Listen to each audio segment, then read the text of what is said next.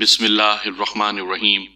سامعین کرام، آپ سن رہے ہیں اردو کہانی سزائے محبت، جس کے راوی ہیں ملک صفدر حیات اور اس کو تحریر کیا ہے حسام بٹ نے۔ آپ سن رہے ہیں اس سلسلے کی قسط نمبر 2۔ مجھے امید ہے آپ کو میری یہ کاوش پسند آ رہی ہوگی۔ آپ نے اگر ابھی تک میرا چینل کہانی گھر سبسکرائب نہیں کیا تو ابھی میرے چینل کو سبسکرائب کر کے بیل نوٹیفیکیشن آن کر لیجئے، تاکہ آنے والی ہر نئی کہانی کی اطلاع بر وقت آپ تک پہنچ سکے۔ ملک صاحب، آپ کی تفتیش میری سمجھ میں نہیں آئی۔ ابھی آ جائے گی کاکا، میں نے ایسے انداز میں کہا جیسے بچوں کو پچکارتے ہیں، اور مذکورہ دروازے پر دستک دے دی۔ دوسری دستک کے جواب میں دروازہ ذرا سا واہ ہوا اور ایک ادھیڑ عمر عورت نے جھانک کر باہر دیکھا۔ اپنے سامنے دو اجنبی افراد کو کھڑے دیکھ کر اس نے سوال کیا، کس سے ملنا ہے آپ کو؟ میں نے عالیہ بیگم کے گھر کی طرف اشارہ کرتے ہوئے پوچھا، کیا عالیہ بیگم کا گھر یہی ہے؟ اس نے گردن تھوڑی سی باہر نکال کر جواب دیا، ہاں گھر تو یہی ہے، لیکن لگتا ہے وہ گھر میں نہیں ہے، باہر تو تالا پڑا ہوا ہے۔ وہ کہاں گئی ہے؟ میں نے پوچھا۔ وہ ہاتھ نچا کر بولی، جائے گی کہاں؟ چودھری کی حویلی میں ہوگی۔ اس کے انداز سے میں نے اندازہ لگایا کہ وہ اپنے دل میں عالیہ بیگم کے لیے کوئی اچھے جذبات نہیں رکھتی تھی۔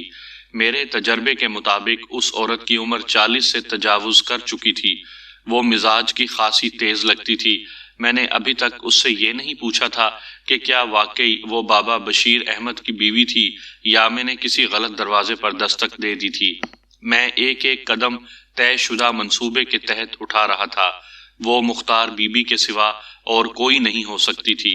میں نے چودھری فرزند علی سے معلوم کر لیا تھا کہ بابا بشیر احمد کا گھر عالیہ بیگم کے گھر سے کس طرف تھا، اور میں نے یقینی طور پر کسی غلط دروازے پر دستک نہیں دی تھی۔ اے ایس آئی میرے پہلو میں کھڑا بڑی بے چینی و بیزاری سے کبھی مجھے اور کبھی مسز بشیر احمد کو دیکھ رہا تھا۔ میں نے مختار بی بی سے پوچھا، کیا عالیہ چودھری کی حویلی میں کام کرتی ہے؟ اس نے گھور کر مجھے دیکھا اور پھر پوچھا، کیا آپ نے اسے نوکرانی سمجھا ہوا ہے؟ پھر وہ چودھری کی رشتہ دار ہوگی۔ رشتہ دار؟ وہ برا سا منہ بنا کر بولی، ذات دی کوڑ کرلی تے شہتیرہ نال جپے۔ پتہ نہیں خود کو کیا سمجھتی ہے، کمی کمین۔ چودھری صاحب کو پتہ نہیں اس میں کیا نظر آ گیا ہے۔ لگتا تھا مختار بی بی عالیہ بیگم پر ادھار کھائے بیٹھی تھی۔ میں نے پوچھا، اگر عالیہ چودھری کی رشتہ دار بھی نہیں اور نہ ہی وہ وہاں کام کرتی ہے تو پھر وہ حویلی میں کیا لینے گئی ہے؟ یہ تو اسی سے جا کر پوچھیں، وہ تلخی سے بولی۔ بات ختم کرتے ہی اس نے میرے منہ پر دھڑام سے دروازہ بند کر دیا۔ میں نے اے ایس آئی کی طرف دیکھا۔ وہ طنز آمیز مسکراہٹ ہونٹوں پر سجا کر بولا، ملک صاحب اب کیا ارادہ ہے؟ میں نے کہا، اب تم دستک دو، میری گفتگو ابھی مکمل نہیں ہوئی۔ آپ کا مطلب ہے اسی دروازے پر دوبارہ دستک دوں؟ ہاں، مطلب یہی ہے میرا۔ ملک صاحب میری مانے تو سیدھے حویلی چلتے ہیں۔ حویلی بعد میں جائیں گے اگر ضرورت پڑی تو، میں نے جذبات سے آری لہجے میں کہا۔ فی الحال وہی کرو جو میں کہہ رہا ہوں۔ چند لمحات کے تذبذب کے بعد وہ دستک دینے کے لیے آگے بڑھا۔ اسی وقت ایک بوڑھا شخص گلی میں نمودار ہوا اور سیدھا ہماری طرف چلا آیا۔ اے ایس آئی نے دستک کا ارادہ ترک کر دیا۔ بوڑھے شخص نے ہمارے قریب آ کر کہا، میرا نام بشیر احمد ہے، آپ میرے دروازے پر کیوں کھڑے ہیں؟ میں نے کہا، ہم تم سے ملنے آئے ہیں بابا بشیرہ۔ اس نے آنکھیں سکیڑ کر ہمیں پہچاننے کی کوشش کی۔ اس کی عمر لگ بھگ 50 ہوگی، لیکن محنت مزدوری کے سبب وہ اپنی عمر سے 10 سال بڑا دکھائی دیتا تھا۔ تھوڑی سوچ بچار کے بعد اس نے کہا، میں نے آپ کو پہچانا نہیں جناب، آپ ہیں کون؟ پہچاننے کا کیا سوال چاچا، ہم پہلی بار تو مل رہے ہیں۔ میں نے کہا، پھر اپنا تعارف کرواتے ہوئے بتایا، میرا نام ملک صفدر حیات ہے، میں تھانہ صدر کا نیا تھانے دار ہوں۔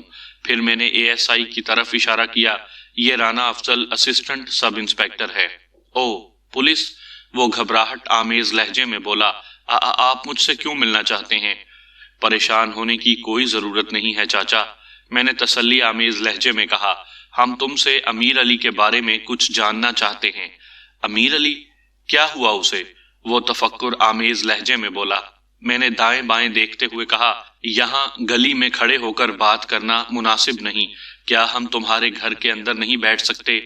ہاں ہاں ضرور ضرور، اس نے جلدی سے کہا اور لرزتے ہوئے ہاتھ سے دروازہ دھڑ دھڑانے لگا۔ مختار بی بی نے فی الفور دروازہ کھول دیا۔ آئیں جی تھانے دار صاحب، بشیر احمد نے ہماری طرف دیکھتے ہوئے کہا، اندر تشریف لے آئیں۔ مختار بی بی حیرت اور پریشانی سے ہمیں دیکھ رہی تھی۔ ہم بابا بشیر احمد کے پیچھے گھر کے اندر داخل ہو گئے۔ اس نے ہمیں بیٹھک نما کمرے میں بٹھایا اور مختار بی بی کو چائے پلانے کے لیے کہا۔ اس کی ضرورت نہیں ہے چاچا، میں نے ہاتھ کے اشارے سے اسے منع کرتے ہوئے کہا، تم یہیں بیٹھو اور ہمارے چند سوالوں کے ٹھیک ٹھیک جواب دو۔ جی پوچھو، وہ ایک چارپائی پر بیٹھتے ہوئے بولا۔ مختار بی بی نے کہا، آپ تھوڑی دیر پہلے تو عالیہ بیگم کے بارے میں پوچھ رہے تھے۔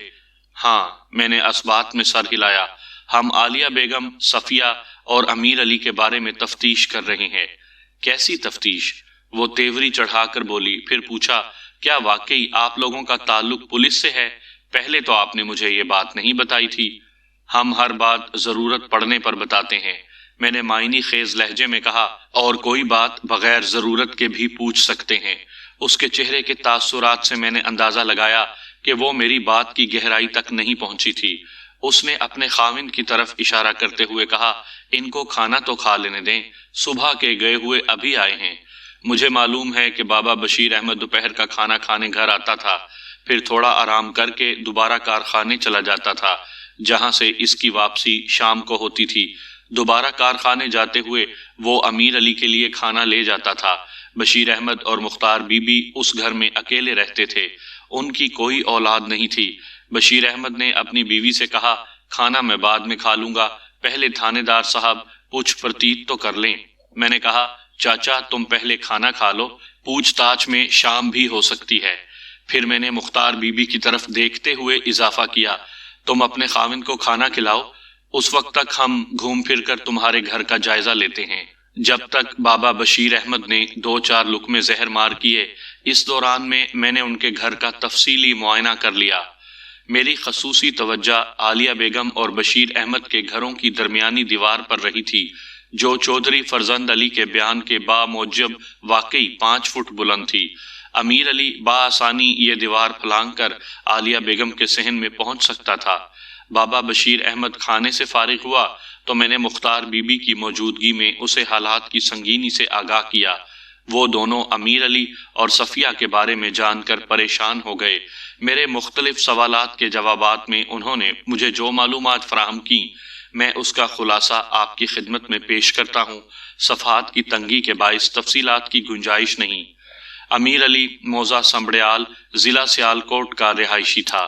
روزگار کی تلاش میں وہ ضلع گجرانوالہ آیا اور کوشش بسیار کے بعد اسے فرید پارٹری لمیٹڈ واقع جی ٹی روڈ میں نوکری مل گئی۔ مذکورہ کارخانے میں وہ گزشتہ 1.5-2 سال سے کام کر رہا تھا۔ اس کارخانے میں سفید مٹی کے برتن تیار ہوتے تھے، پیالیاں، پیالے، ٹی سی، ڈنر سیٹ اور مرتبان وغیرہ۔ ٹی سیٹ اور ڈنر سیٹ خصوصی آرڈرز پر تیار کیے جاتے تھے۔ امیر علی پیکنگ ڈپارٹمنٹ میں مٹی کے برتنوں کی پیکنگ کے لیے استعمال ہونے والے ایک مخصوص جالی دار جھلنگا یعنی تھیلا، جس کے اندر خشک پرال کی مختلف تہیں جما کر برتنوں کو محفوظ کیا جاتا ہے، اس میں بھرتی تھا۔ اس ڈپارٹمنٹ کا انچارج بابا بشیر احمد نامی ایک شخص تھا، جسے سب لوگ بابا بشیرہ کہتے تھے۔ بابا بشیرہ اپنی بیوی مختار بی بی کے ساتھ کنگنی والا میں رہتا تھا۔ امیر علی رات کو چوکیدار نظام دین کے کمرے میں ہی سوتا تھا۔ امیر علی مہینے میں 1 بار اپنے گاؤں جاتا تھا، ایسا عام طور پر وہ تنخواہ ملنے کے بعد کیا کرتا تھا۔ کارخانے میں 7 تاریخ کو تنخواہ دی جاتی تھی۔ امیر علی کا والد مشتاق احمد جسمانی طور پر معذور تھا، چنانچہ گھر میں سب سے بڑا ہونے کے سبب امیر علی پر سارا بوجھ آن پڑا تھا۔ وہ اپنے معذور والد، بوڑھی والدہ اور چھوٹے 3 بہن بھائیوں کی کفالت کا ذمہ دار تھا۔ امیر علی سے چھوٹی ایک بہن رابعہ تھی، پھر رابعہ سے چھوٹے 2 بھائی کبیر علی اور صغیر علی تھے۔ امیر علی چونکہ محنت اور لگن سے کام کر رہا تھا، اس لیے بابا بشیرہ اسے پسند کرنے لگا تھا۔ 1 سال کے بعد ان میں اپنائیت کا رشتہ اس حد تک استوار ہو چکا تھا کہ بابا بشیرہ اپنے گھر سے دن کا کھانا اس کے لیے لانے لگا تھا۔ کارخانے سے کنگنی والا زیادہ دور نہیں تھا۔ بابا بشیرہ دوپہر کا کھانا گھر میں کھاتا تھا۔ رفتہ رفتہ امیر علی بابا بشیرہ کے گھر بھی آنے جانے لگا۔ کچھ عرصے بعد یہ ہونے لگا کہ ہر ہفتے کی رات کو امیر علی بابا بشیرہ کے گھر آ جاتا۔ اتوار کا پورا دن وہ ان بوڑھے بے اولاد میاں بیوی کے ساتھ گزارتا اور پیر کی صبح بابا بشیرہ کے ساتھ ہی کارخانے چلا جاتا۔ اس دوران میں امیر علی اور صفیہ میں راہ و رسم کا آغاز ہوا۔ صفیہ کبھی عالیہ بیگم کے ساتھ اور کبھی اکیلی بابا بشیرہ کے گھر آ جاتی تھی۔ پہلے دونوں میں پسندیدگی کے جذبات نے جنم لیا، پھر یہی جذبات محبت میں بدل گئے۔ عالیہ بیگم سے ان کے تعلقات کی نوعیت چھپی نہ رہ سکی اور اس نے مختار بی بی کے توسط سے بابا بشیرہ سے امیر علی کی شکایت کر دی۔ بابا بشیرہ نے امیر علی سے پوچھ گچھ کی۔ اس نے اپنے دلی جذبات کا اظہار کر دیا اور یہ بھی بتا دیا کہ صفیہ بھی اسے چاہتی تھی۔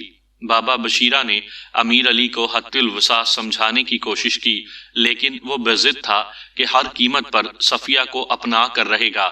بابا بشیرہ نے بظاہر خاموشی اختیار کر لی، لیکن اس کا دماغ ہر وقت کوئی ایسا طریقہ سوچنے میں مصروف تھا جس سے وہ امیر علی کو سمجھا سکے یا عالیہ بیگم کو اس رشتے کے لیے آمادہ کر سکے۔ اس نے اپنی بیوی مختار بی بی کے ذریعے ایک مرتبہ عالیہ بیگم کی مرضی جاننے کی کوشش کی تھی، لیکن عالیہ بیگم نے بڑے برے انداز میں مختار بی بی کو جھاڑ دیا۔ بابا بشیرہ اس لیے بھی زیادہ متفکر تھا کہ وہ امیر علی کو اپنے بیٹے کی طرح چاہنے لگا تھا۔ بابا بشیرہ ابھی اس مسئلے کا کوئی مناسب حل تلاش کر نہیں پایا تھا کہ ایک روز عالیہ بیگم نے امیر علی کو اپنے گھر بلوا لیا۔ عالیہ بیگم نے مختار بی بی کو بتایا تھا کہ وہ امیر علی سے صفیہ کے بارے میں کوئی خاص بات کرنا چاہتی تھی۔ یہ وقوعہ سے 2 روز قبل یعنی جمعہ 13 دسمبر کی رات کا واقعہ ہے۔ عالیہ بیگم کے بلانے پر امیر علی کشاں کشاں اس کے گھر پہنچا۔ اس وقت چودھری فرزند علی بھی عالیہ بیگم کے گھر پر موجود تھا اور وہ لوگ رات کا کھانا کھانے کی تیاری کر رہے تھے۔ عالیہ بیگم نے امیر علی کو بھی دسترخوان پر بٹھا لیا۔ وہ بابا بشیرہ کے گھر سے کھانا کھا کر آیا تھا، تاہم وہ اس وقت اس قدر خوش تھا کہ انکار نہ کر سکا اور سر جھکا کر ان کا ساتھ دینے لگا۔ کھانے سے فارغ ہونے کے بعد چودھری فرزند علی حقہ گڑگڑانے لگا۔ امیر علی چودھری کے جانے کا منتظر تھا۔ اس کا خیال تھا کہ عالیہ بیگم نے اسے جس مقصد کے لیے بلایا تھا وہ بات چودھری کے جانے کے بعد ہی کی جا سکتی تھی، لیکن یہ اس کی خام خیالی تھی۔ عالیہ بیگم نے تو امیر علی کو ذلیل کروانے کے لیے وہاں بلوایا تھا۔ تھوڑی دیر کے بعد چودھری فرزند علی امیر علی کی جانب متوجہ ہوا۔ وہ گہری نظر سے امیر علی کا جائزہ لینے کے بعد بولا، برخوردار، تمہارا ذریعہ معاش کیا ہے؟ امیر علی نے شائستہ لہجے میں جواب دیا، جی میں فرید پاٹری میں کام کرتا ہوں۔ میں نے پوچھا ہے تم کام کیا کرتے ہو؟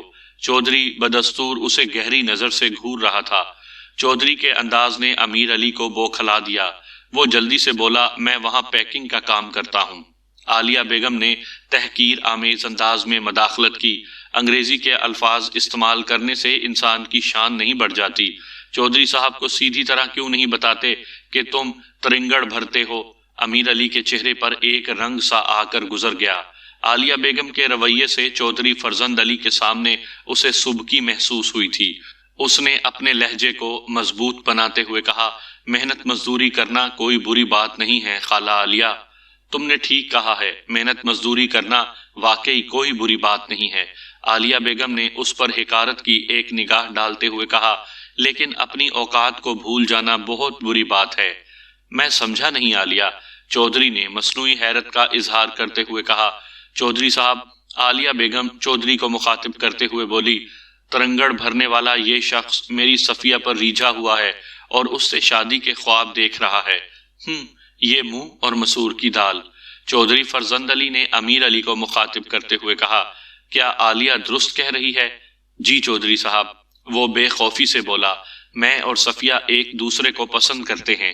عالیہ بیگم نے غصیلے لہجے میں کہا، اپنی ناپاک زبان سے میری بیٹی کا دوبارہ نام نہ لینا، ورنہ زبان گدی سے کھینچ لوں گی۔ صفیہ سے اپنے محبوب کی یہ رسوائی دیکھی نہ گئی۔ وہ پہلی مرتبہ لب کشا ہوئی۔ امی، آپ امیر علی سے زیادتی کر رہی ہیں۔ آپ اسے گھر میں بلا کر یوں بے عزت تو نہ کریں۔ میں نے اسے بلایا ہی اسی لیے تھا کہ آئینہ دکھا سکوں۔ عالیہ بیگم نے تڑق کر کہا، تم نے اس کی زیادہ حمایت نہیں کرنی۔ میں کسی کی حمایت یا مخالفت نہیں کر رہی ہوں امی، صفیہ نے بے بسی سے کہا، میں نے ایک سچی بات کہی ہے، تم اپنی زبان بند رکھو اور دوسرے کمرے میں جاؤ، عالیہ بیگم نے تحکمانہ انداز میں کہا۔ بحالت مجبوری صفیہ کو وہاں سے ہٹنا پڑا۔ چودھری فرزند علی نے امیر علی سے کہا، تم شکل و صورت سے تو خاصے سمجھدار لگتے ہو، یہ اہم خانہ خیال تمہارے ذہن میں کیوں پیدا ہوا؟ کون سا اہم خانہ خیال جناب؟ اب اتنے بھی تم احمق نہیں ہو کہ میری بات کو سمجھ نہ سکو؟ یہ بڑا میسنا ہے چودھری صاحب، عالیہ بیگم نے نفرت آمیز نگاہ سے امیر علی کو دیکھتے ہوئے کہا، آپ اسے سیدھا سادہ اور معصوم نہ سمجھیں۔ چودھری فرزند علی نے اپنی صحت مند مونچھوں کو تاؤ دیتے ہوئے کہا، پھر کھا جانے والی نظر سے اسے دیکھنے لگا۔ اس رات امیر علی جتنی دیر عالیہ بیگم کے گھر میں بیٹھا، عالیہ بیگم چودھری فرزند علی کے توسط سے اسے ذلیل و خوار کرتی رہی۔ جب اس کی تحقیر آمیز باتیں اور طنز کے زہر میں بجھے ہوئے جملے امیر علی کی برداشت سے باہر ہو گئے تو وہ وہاں سے اٹھ آیا۔ وہ خاصا دل برداشتہ ہو رہا تھا اور یہی ان کا مقصد بھی تھا۔ وہ چاہتے تھے کہ امیر علی مایوس ہو کر صفیہ کا پیچھا چھوڑ دے۔ باتوں باتوں میں عالیہ بیگم یہ بات پہلے بھی امیر علی کو کئی مرتبہ سمجھا چکی تھی۔ چودھری فرزند علی کے سامنے اس کی بے عزتی کر کے گویا اس نے ایک بہت بڑا مارکا سر کر لیا تھا۔ امیر علی نے گھر آ کر بابا بشیرہ اور مختار بی بی کو تمام صورتحال سے آگاہ کر دیا۔ بابا بشیرہ نے کہا، میں تو تمہیں پہلے بھی کئی مرتبہ سمجھا چکا ہوں پتر، اسی دن کے لیے تو میں تمہیں منع کرتا تھا۔ صفیہ کو بھول جاؤ، وہ تمہاری قسمت میں نہیں ہے۔ چودھری فرزند علی سے ٹکر لینا تمہارے ہمارے بس کی بات نہیں ہے امیر علی، مختار بی بی نے سمجھانے والے انداز میں کہا۔ وہ بہت طاقتور شخص ہے اور تم جانتے ہو عالیہ بیگم کو چودھری فرزند علی کی حمایت حاصل ہے۔ وہ دونوں میاں بیوی کافی دیر تک اسے سمجھاتے سکھاتے رہے۔ رات 10 بجے کے قریب امیر علی سونے کے لیے بیٹھک نما کمرے میں چلا گیا۔ بابا بشیرہ اور مختار بی بی اندرونی کمرے میں سوتے تھے۔ دوسری صبح انہوں نے امیر علی کو ایک مرتبہ پھر زمانے کی اونچ نیچ اور موجودہ حالات کی سنگینی کے بارے میں سمجھایا۔ جواب میں امیر علی زیادہ تر خاموش رہا، ہوں ہاں میں سر ہلاتا رہا۔ اس روز ہفتہ تھا۔ بابا بشیرہ گزشتہ روز ہی کچھ بخار کی کیفیت محسوس کر رہا تھا اور اب باقاعدہ بخار اسے اپنے شکنجے میں جکڑ چکا تھا، لہٰذا مختار بی بی نے اسے کام پر نہیں جانے دیا۔ ناشتے سے فارغ ہونے کے بعد امیر علی اکیلا ہی فرید پاٹری چلا گیا۔ پہلے تو امیر علی صرف ہفتے کی رات ہی بابا بشیرہ کے گھر قیام کرنے آتا تھا، لیکن گزشتہ 2 ماہ سے وہ باقاعدہ روزانہ شام کو بابا بشیرہ کے ساتھ ہی اس کے گھر کنگنی والا آنے لگا تھا، اور اس میں سب سے زیادہ ہاتھ اس محبت کا تھا جو امیر علی اور صفیہ کے درمیان پروان چڑھ رہی تھی۔ بابا بشیرہ کے بیان کے مطابق امیر علی ہفتے کی شام کارخانے سے آیا تو خاصا بجھا بجھا اور اداس دکھائی دیتا تھا۔ انہوں نے یہی سمجھا کہ گزشتہ رات والے واقعے کا اثر ہوگا۔ بابا بشیرہ کا بخار اب کم ہو چکا تھا۔ دونوں میاں بیوی نے یہی سمجھا کہ امیر علی کو زیادہ نہ کریدا جائے۔ وہ بھی رات کا کھانا کھانے کے بعد خاموشی سے اپنے کمرے میں سونے کے لیے چلا گیا۔ اتوار کی صبح جب انہوں نے امیر علی کو بستر پر غیر موجود پایا تو انہیں زیادہ حیرانی نہیں ہوئی، کیونکہ امیر علی صبح صبح اٹھنے کا عادی تھا اور صبح کی سیر اس کے معمول میں داخل تھی، لیکن جب 8 بجے تک بھی اس کی واپسی نہیں ہوئی تو انہیں تشویش ہوئی۔ بابا بشیرہ نے اپنی بیوی سے پوچھا، یہ سودائی کہاں چلا گیا؟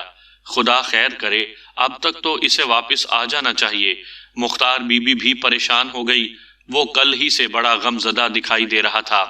بابا بشیرہ نے خیال ظاہر کیا کہیں وہ اپنے پنڈ کی طرف تو نہیں نکل گیا، اسے بتائے بغیر جانا تو نہیں چاہیے۔ مختار بی بی، کیا اس نے آپ سے ایسی کوئی بات کی تھی؟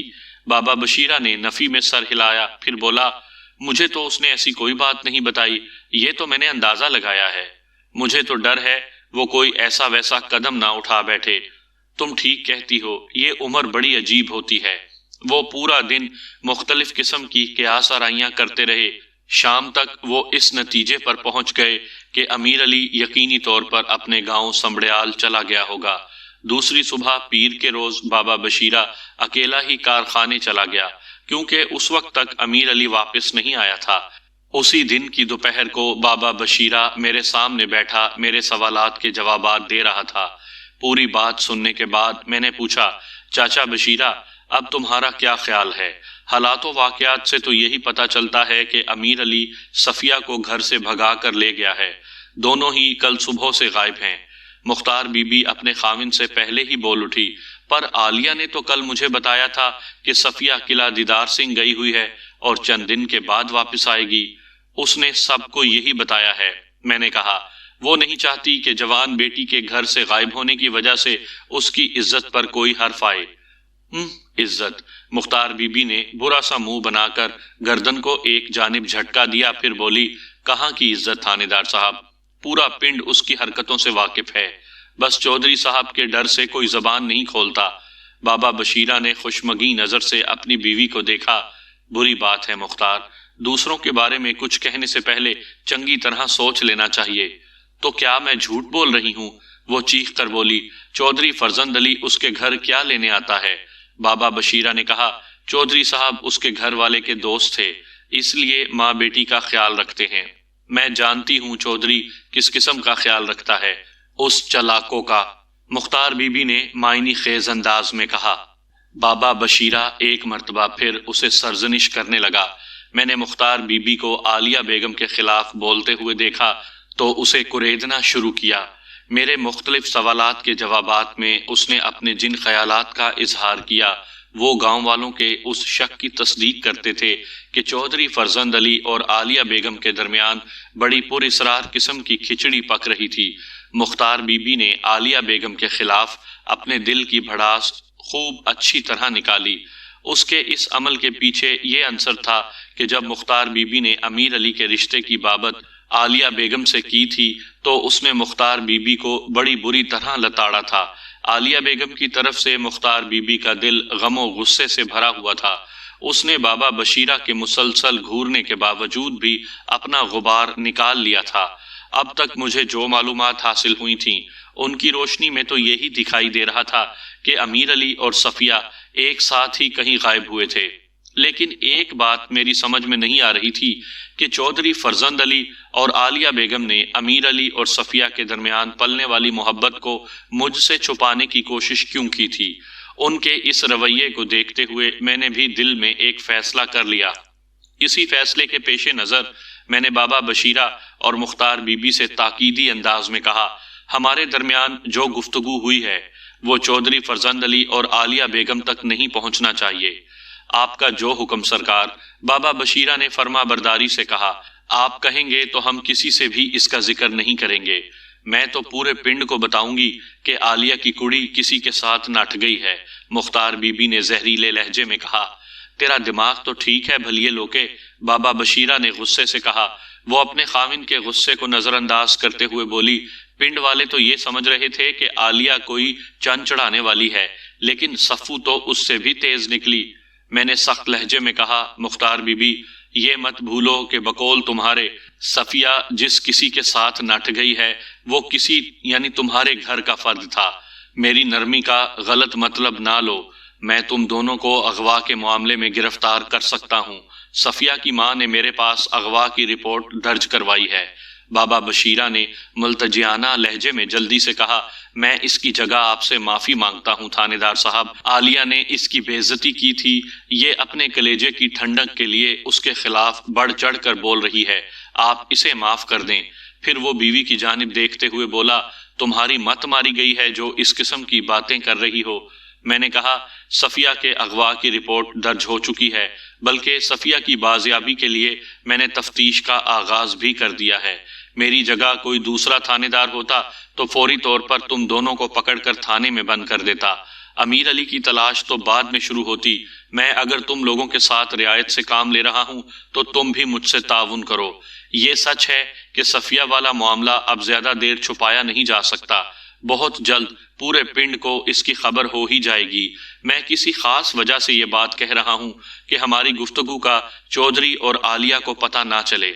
ایسا ہی ہوگا تھانے دار صاحب، بابا بشیرہ نے پر یقین لہجے میں کہا، میں اس پاگل کو سمجھا لوں گا۔ مختار بی بی خاموش رہی، شاید بات اس کی سمجھ میں بھی آ گئی تھی۔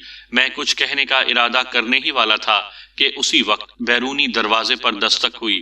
بابا بشیرہ نے جا کر دروازہ کھولا اور آ کر بتایا کہ چودھری فرزند علی آیا تھا۔ چودھری بابا بشیرہ کے پیچھے ہی گھر میں داخل ہو چکا تھا، اس کے ساتھ عالیہ بیگم بھی تھیں۔ ملک صاحب آپ یہاں بیٹھے ہوئے ہیں، اس نے بیٹھک میں داخل ہوتے ہوئے کہا۔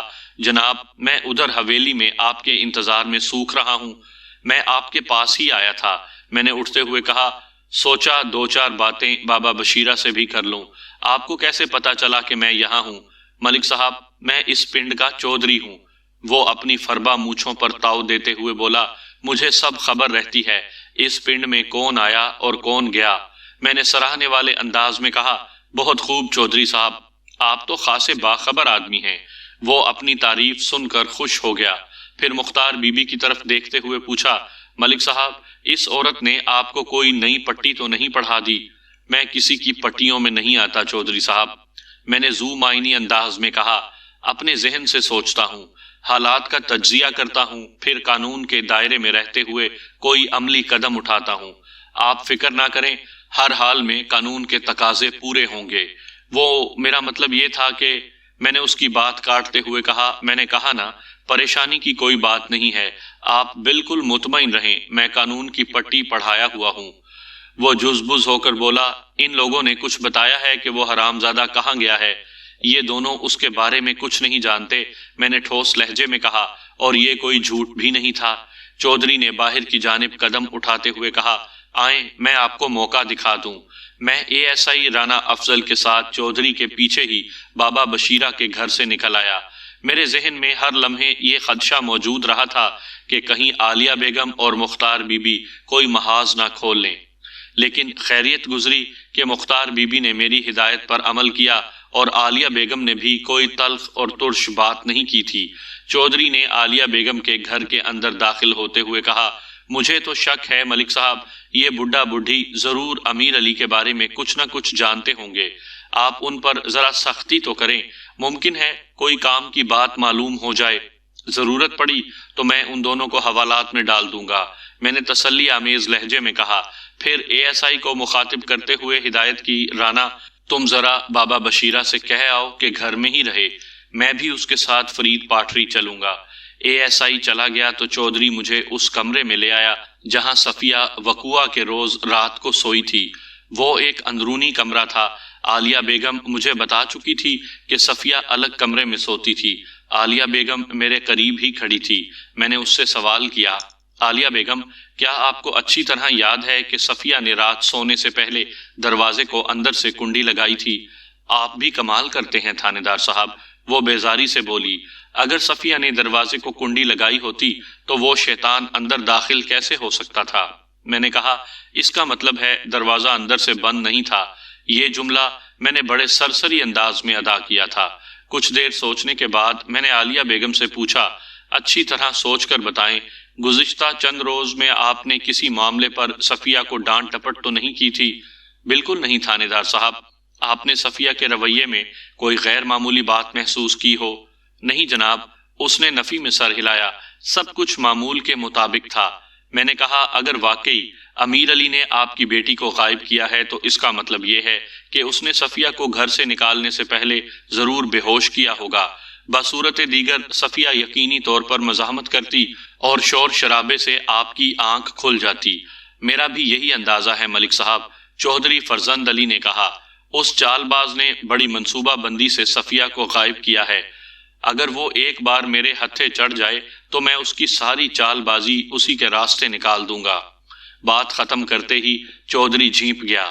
اسے فوری طور پر احساس ہو گیا کہ عالیہ بیگم کی موجودگی میں اسے ناشائستہ کلمات ادا نہیں کرنے چاہیے تھے، مگر الفاظ منہ سے نکل چکے تھے، اس لیے ان کی واپسی ممکن نہیں تھی۔ اسی دوران میں ASI واپس آ گیا۔ ہم دونوں نے گھوم پھر کر جائے وقوعہ کا تفصیلی جائزہ لیا۔ پھر میری ہدایت پر ASI موقع واردات کا نقشہ بنانے لگا اور میں چودھری کے ساتھ عالیہ بیگم کی بیٹھک میں آ بیٹھا۔ عالیہ بیگم بھی سائے کی طرح چودھری کے ساتھ لگی ہوئی تھی۔ میں نے تھوڑی دیر تک خاموشی اختیار کیے رکھی، پھر گمبھیر لہجے میں چودھری فرزند علی کو مخاطب کرتے ہوئے کہا، چودھری صاحب اب تو یہ معاملہ ڈھکا چھپا نہیں رہ سکتا، بات تھانے تک پہنچی ہے تو بہت جلد پورا گاؤں بھی اس سے آگاہ ہو جائے گا۔ یہ تو آپ بالکل ٹھیک کہہ رہے ہیں ملک صاحب، چودھری نے پرسوچ انداز میں کہا۔ اب تو عالیہ کی عزت آپ کے ہاتھ میں ہے، آپ جتنی جلدی صفیہ کو ڈھونڈ نکالیں گے اتنا ہی اچھا ہوگا۔ خرچے کی آپ پرواہ نہ کریں، میں آپ کی ہر خدمت کے لیے تیار ہوں۔ عالیہ کی پریشانی مجھ سے دیکھی نہیں جاتی۔